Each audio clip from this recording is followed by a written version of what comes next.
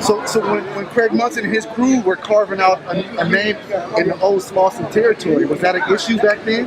No, we didn't even know nothing about this. So we were grown. So in 1969, I was 26 years old. The Avenues, which was Munson, Donnie Boy, my brother Buzzard, Teddy Bear, Charles Jones, Howard, a lot of other guys over there. Okay, see, but I told them they couldn't do that. So that's where Raymond now got the idea. Raymond Washington was just 16 years old when he created what has now become one of the largest street gangs in the world.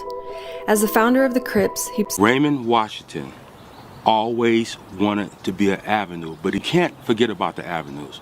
I've always called the avenues the father of the Crips, and this is why. 1969. Okay, I got a 57 green Cadillac. What you doing, walking up on me? Next round, catch one of these left hooks. Anyway, I go up there. Okay, I ain't never seen this dude before in my life. They come out of the gym. There's about 8, Donnie Boy, Craig Munson, Teddy Bear, the one who used to box, I can't remember. All these dudes come out. I asked them, which one is Munson? He said, oh, right there. I said, man, your name Munson? He said, yeah. I said, I hear y'all going around taking people's coats and stuff and blah, blah, blah, blah. The Crips got their name when they beat that boy down to death at the Hollywood Palladium about his leather coat. On March 20th, 1972, shortly after a concert featuring Wilson Pickett and Curtis Mayfield, 20 youths belonging to the Crips robbed and beat Robert Ballou Jr. outside the Hollywood Palladium. The Crips got stealing leather coats from the Avenues. They were the first ones that started taking leather coats. So the Avenues are the original leather jackers. Yes. Your name Munson? He said, yeah. I said, I hear y'all going around taking people's coats and stuff and blah, blah, blah, blah. You can't do that in this neighborhood. Okay, and he was, he's this tall, and that big old hands. Damn, that's a big old spot. He was about, I don't know if he's 17 or 18 or something at that time. 19. Yeah, but maybe he was 19. Okay, but he was a big old, all them dudes were tall, not every one of them. And so then he said, yeah, all right, Bird, and walked away. And when he said that, I didn't know he even knew it, but see, Craig Munson there came from down the street from me, in the curve right before you get to 83rd. AC, you actually a founder of the Crips and a founder of Pyru, or co-founder. I can say co-founder because I don't have to take no responsibility fully on myself. But to be affiliated with both Crips and what became Bloods. I'm the beginning of both of them. Yeah. I say this, again, if Craig Munson would allow Raymond Washington in the Avenues, perhaps there never would have been a Crip. The Avenues was a big name to me and respected likewise in that neighborhood and wherever else they went, you know what I mean? So, all of us, was adopted their style of life, and tried to, imitate and be like one. And I had one in particular, like Victor Adams. He adopted me as a little brother. He was a little skinny guy at that time, but later on, as we grew, he got big and he was crippled. He had like a leg defect. You know what I'm saying? One leg was either shorter than the other one or whatever, but he walked, but he developed that walk and made it a cold stroll, right? We always started walking like Victor Adams and moving like Victor Adams and walking with a limp, right? So yeah, we was acting like we was crippled. I wish I could get him to demonstrate that walk, but I won't. But we had that little walk like this here, right?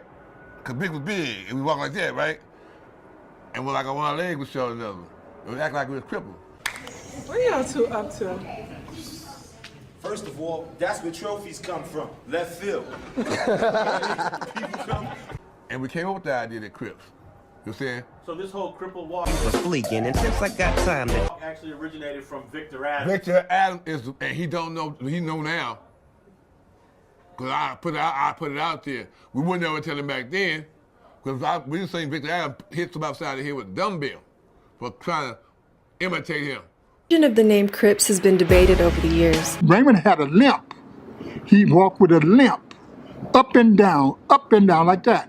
We always started walking like Victor Adams and moving like Victor Adams and walking with a limp, right? So yeah, we was acting like we was crippled. And he said to me, I don't want to be in the avenues no how. I'm going to go and I'll start my own gang. And I said, what you going to call it, you little Crip? I said that because of him walking up and down. Because he had a bad limp. And he said to me, that's what I'm going to call it, the Crips. And he limped down the alley just like that. And that was the last time I saw him. To some people, they thought y'all were Baby Avenues, right? Oh, yeah, see, that's the impression we had left with them. Yeah. But see.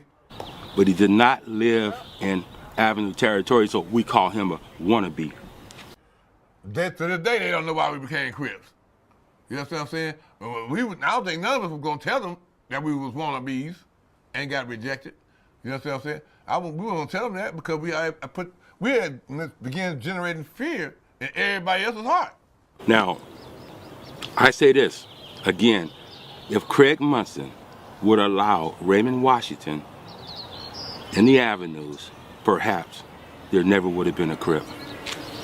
An altercation between Washington and the Avenue's founder led to a split, and in 1969, at the age of 16, Washington left to start his own gang.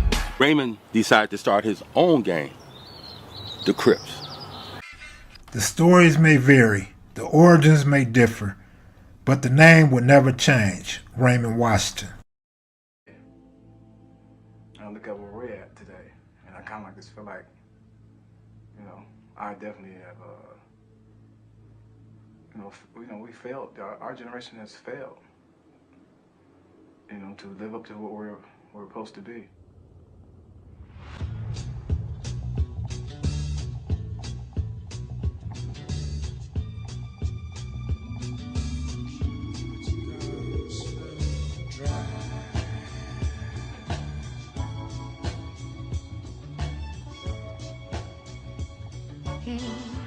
The movement started kind of changing in the 70s. The clothes were changing, the individuality, freedom of expression. Somebody. I am. Nice. Beautiful. Proud. I must be respected. The Black Panther Party gone, US organization gone. Both those groups have been neutralized. Guys who I knew who were starched and iron revolutionaries who died for the movement.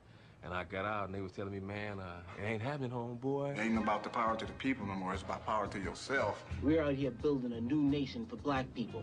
It's time for you to start paying some dues, nigga. I ain't giving you shit. And I remember the same brothers wearing, trying to emulate the Panthers was like getting rid of the afro and laying it. Lord Jesus had dudes in the veins and the coats. But after the Superfly movie, you didn't see no images like Huey. Yeah, all that was gone. All that was going. A lot of black men started saying, well, I'm not gonna get involved with that, and I'm not gonna get involved with that. You better take good care of me. Nothing better happen to one hair on my gorgeous head. Can you dig it? Brothers start seeing those images on the big screen. It's about me. I'm gonna get mine, and they better not fuck with me. I think that was kind of like changing up the guard right around there. At the end of the movie, he won. When they started making movies like Superfly where guys got away, then, we can do it. And this kept guys like me going to jail. So what effect do you think at the end of the movie by him winning that they had on the community? A lot of people out there in Inglewood Cemetery, that's the effect that they had. Oh, Superfly. You're gonna make your fortune.